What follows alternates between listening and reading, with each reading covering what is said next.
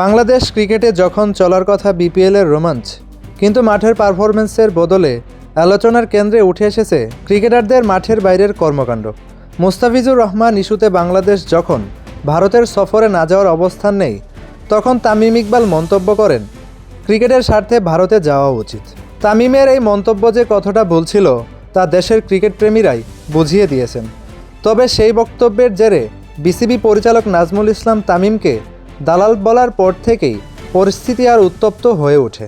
তামিমপন্থীদের প্রতিক্রিয়ায় বাংলাদেশ ক্রিকেট পাড়ায় শুরু হয় অস্থিরতা। এই প্রেক্ষাপটে বিপিএলের মতো আন্তর্জাতিকভাবে গুরুত্বপূর্ণ একটি টুর্নামেন্টে চলাকালীন লর্ডস অ্যাসোসিয়েশনের সভাপতি মোহাম্মদ মিঠুন তার অনুসারীদের নিয়ে সংবাদ সম্মেলন করেন, যা ছিল সম্পূর্ণ নিয়ম বহির্ভূত এবং দেশের ক্রিকেটের ভাবমূর্তির জন্য ক্ষতিকর। কারণ বিপিএলের দিক বিশ্বের নানা দেশের নজর থাকে।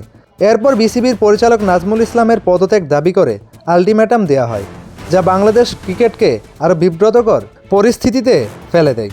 এই পুরো ঘটনার মূল নৈপথ্য কারিগরকে উত্তরটা অনেকের কাছে স্পষ্ট।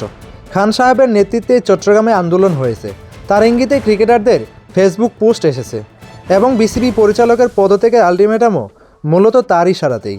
সব মিলিয়ে মনে হচ্ছে তামিম ইকবাল বর্তমান ক্রিকেট বোর্ডকে বেকায়দায় ফেলতে এসব পরিস্থিতি তৈরি করেছেন, যা বাংলাদেশ ক্রিকেট দীর্ঘমেয়াদী স্বার্থের সঙ্গে সামঞ্জস্যপূর্ণ নয়।